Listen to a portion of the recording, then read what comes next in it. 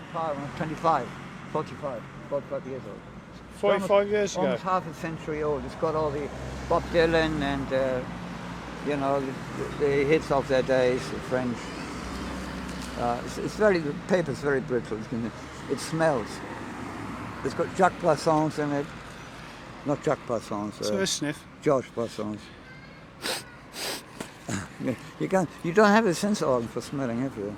You may be cool, but these old people, the most contemporary men would know. Black Velvet Band is called woo woo, and so on. Yeah, it's got fair Sinatra in it.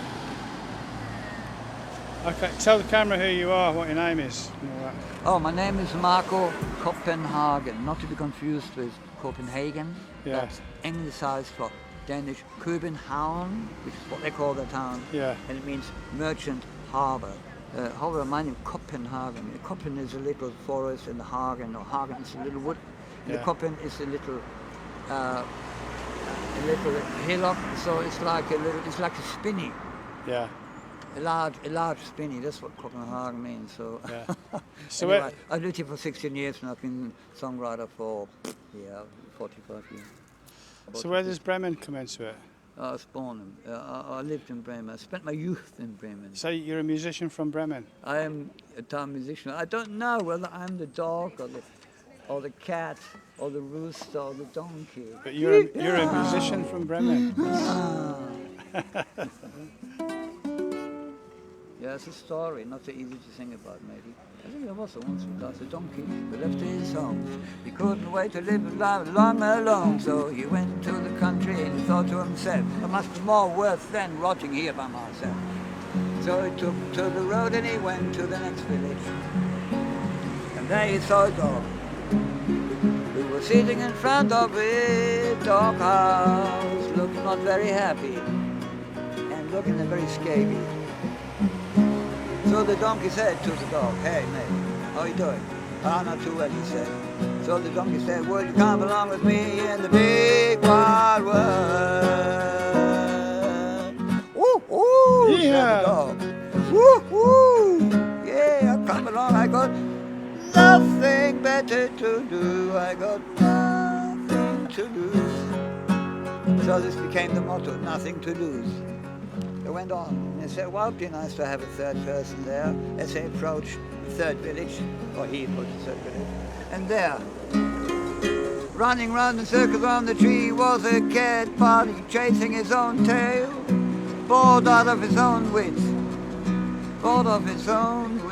so needless to say, the cat followed. So now there were three of them. Yeah, there was the donkey and the dog and the cat. So we're talking about four, so there must be a four-member, which happened. Not the next village. It almost got too dark before they could see anything. And then they finally came to a place, and actually they couldn't see him.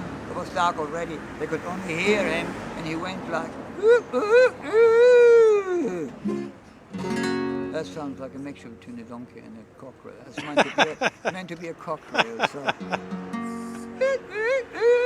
can't do that. Anyway, so the cockerel followed them. So now there are four of them, and it really got dark. And they thought we must get to the edge of the forest, or maybe into the forest for protection.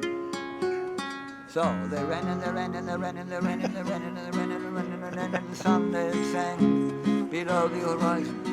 It was dark and cold. They went to the forest, they got very tired, and there they saw a light. And there they saw a light in the middle of the forest. So they went to the light, it didn't take them long. And what do you think they saw? A gang of bandits sharing their sport. Lights on, drinking like mad, sharing the money they made from promoting. Yes, the coach. Gold dollars, silver coins, and they were drinking, and they were clearly out of their mind, probably smoking as well, smoking joints.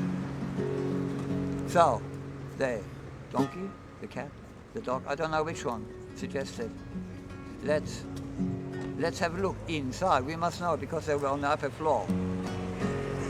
They couldn't look inside, or maybe downstairs the curtains were drawn. So the dog says, "Oh, I jump on you, donkey," and the cat said, "Oh, I jump on the dog," and the cockerel flew on top of the cat. And so there were 4 animals reaching into the second floor, looking into the window. And what did they see? What did they see?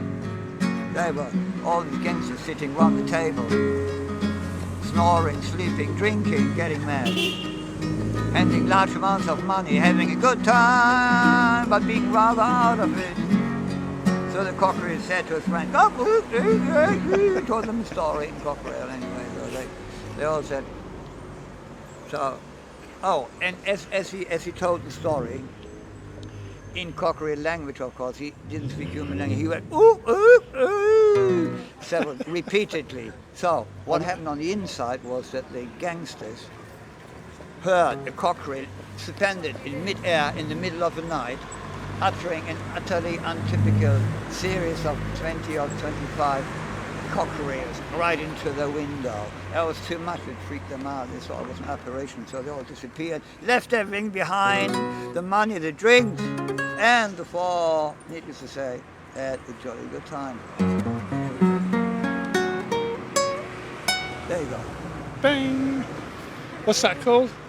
The 4 town musicians. The 4? The 4 Bremen town musicians. Right. Oh, it's called just the Bremen town musicians. Yeah. That's a grim fairy tale. Yeah. And it's not very grim, is it? It's good. Well, I don't know whether it's grim. There are two story collectors in Yeah. Germany. One's grim, the other's Hauf. Might have been Hauf. Grim are usually quite grim. Hey, Graham.